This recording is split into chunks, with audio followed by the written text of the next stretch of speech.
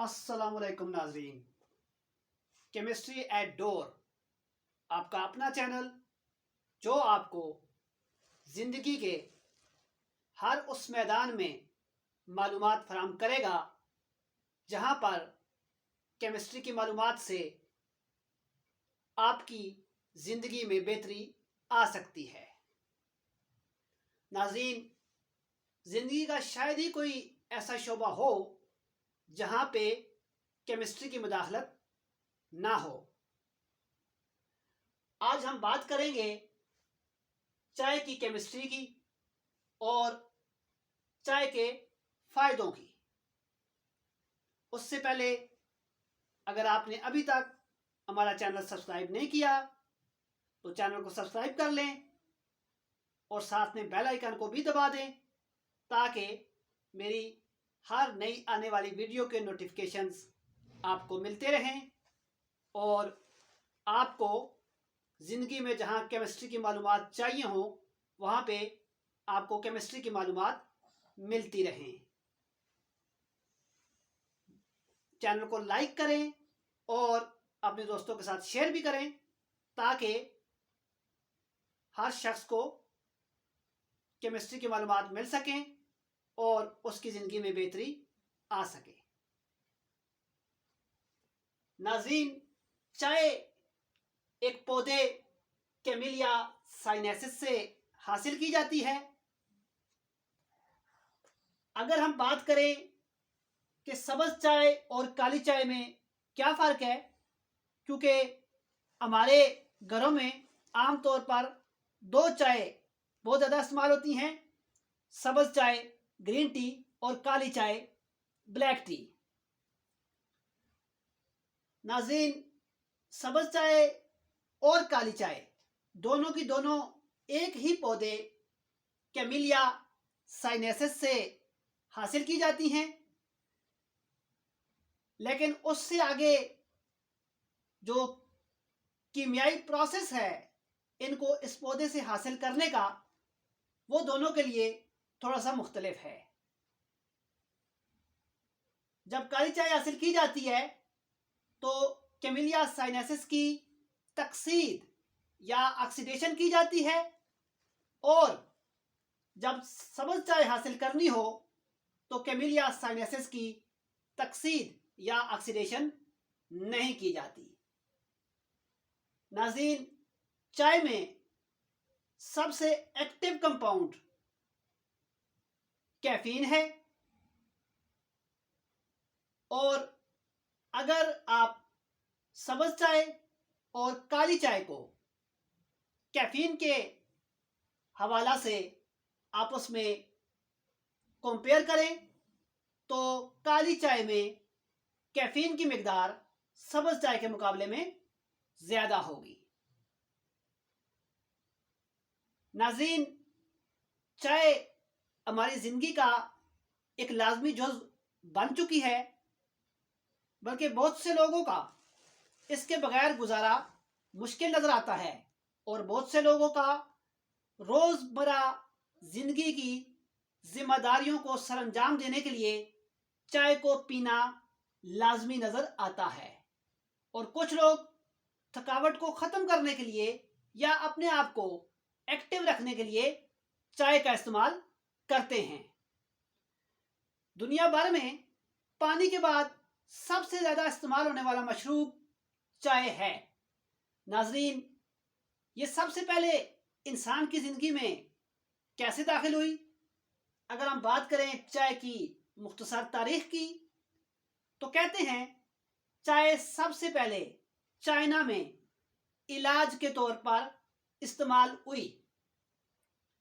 फिर कुछ अरसे के बाद चाइना में ही चाय को रिक्रिएशनल ड्रिंक या तफरीही मशरूब के तौर पर इस्तेमाल किया जाने लगा और 16वीं सदी में चाय को ताजरों और कुछ और लोगों के जरिए यूरोप में लाया गया और 17वीं सदी में चाय अंग्रेजों के पास एक फैशन के तौर पर इस्तेमाल होने लगी और तभी इन्होंने इंडिया के अंदर चाय को बड़े पैमाने पर काश्त करना शुरू किया। नाज़रीन, अब हम बात करेंगे कि चाय के अंदर कौन से कीमियाई मादे पाए जाते हैं और उनका हमारी सेहत के ऊपर क्या असर पड़ता है।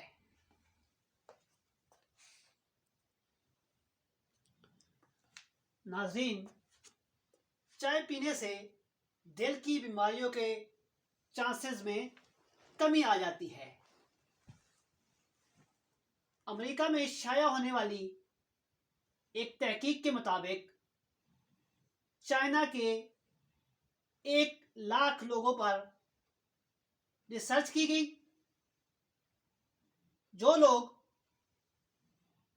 चाय के आदी थे और कम से कम हफ्ते में 3 दफा चाय का इस्तेमाल करते थे, उनमें दिल की बीमारियों के चांस कम हो गए थे। और इस तहकीक में सब्ज़ चाय के फायदे काली चाय के मुकाबले में ज़्यादा पाए गए। इसके अलावा चूंकि चाय हमारे ब्लड प्रेशर को कम करती है, तो इस तरह से हमारे स्ट्रोक से मरने के चांसेस भी अगर हम चाय पीते हैं तो कम हो जाते हैं। स्ट्रोक एक मेडिकल कंडीशन है जिसमें हमारे ब्रेन को, दिमाग को खून की सप्लाई मुतासर हो जाती है, यानी वो कंडीशन जिसमें हमारे ब्रेन या ब्रेन के किसी हिस्से को खून नहीं पहुंच पाता, उसे स्ट्रोक कहा जाता है। और अगर आप चाय इस्तेमाल करते हैं तो स्ट्रोक के चांसेस कम ही होंगे आपके अंदर। देर पा जवानी, चाय के अंदर एंटीऑक्सीडेंट पाए जाते हैं और सफ़ेद चाय में एंटीऑक्सीडेंट की मिकदार ज़्यादा होती है। तो एंटीऑक्सीडेंट हमें देर तक जवान रखने में मददगार है। मतलब अगर हम चाय इस्तेमाल करते हैं तो हमारी जवानी ज़्यादा देर तक कायम रह सकती है। और अगर आप दिन में 1 से लेकर 3 कप तक सब्ज़ चाय पीते हैं तो आपके अंदर हार्ट अटैक में 20% कमी हो जाएगी और स्ट्रोक के चांसेस में 35% कमी आ जाएगी। हार्ट अटैक ऐसी मेडिकल कंडीशन जिसमें खुद हार्ट को ब्लड की सप्लाई नहीं हो पाती, उस कंडीशन को हार्ट अटैक कहा जाता है। और स्ट्रोक वो मेडिकल कंडीशन जिसमें ब्रेन को खून की सप्लाई मुतासर हो जाती है, उसे स्ट्रोक कहा जाता है। तो जो लोग दिन में 1 से लेकर 3 कप तक सब्ज़ चाय इस्तेमाल करते हैं, उनके अंदर अगर हार्ट अटैक के चांसेस हैं तो उनमें 20% कमी आ जाएगी और स्ट्रोक के चांसेस में 35% कमी आ जाएगी। और अगर किसी की फैमिली में कैंसर की हिस्ट्री है, मतलब उसकी फैमिली में कैंसर चल रहा है, तो उसको चाहिए कि वो चाय का इस्तेमाल ज़्यादा करे। अगरचे इस चीज़ के ऊपर अभी मज़ीद तहकीक की ज़रूरत है, लेकिन अभी तक जो तहकीक हुई है उसके मुताबिक जिन लोगों की फैमिली में कैंसर की हिस्ट्री है, यानी उनके बुजुर्गों, बाप दादा वगैरह को कैंसर हुआ है, होने के चांसेस हैं उसको भी, तो उसको चाहिए कि वो चाय का इस्तेमाल ज़्यादा करे। चाय पीने से हमारे जिस्म के अंदर फ्री रेडिकल्स का खात्मा हो जाता है। फ्री रेडिकल्स बहुत ज़्यादा रिएक्टिव होते हैं, बहुत ज़्यादा रिएक्शन करते हैं और इन्हीं फ्री रेडिकल्स के बढ़ जाने की वजह से हम मुख्तलिफ बीमारियों का भी शिकार होते हैं। और कहते हैं कि बुढ़ापा भी जो हमारे ऊपर आता है वो फ्री रेडिकल्स की मिकदार बढ़ जाने की वजह से आता है।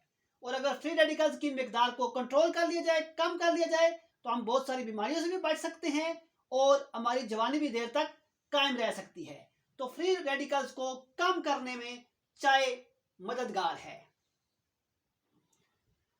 इसके अलावा चूहों पे की गई एक रिसर्च के मुताबिक चाय पीने से कोलेस्ट्रॉल में कमी और खून के ग्लूकोज लेवल में भी कमी आ जाती है।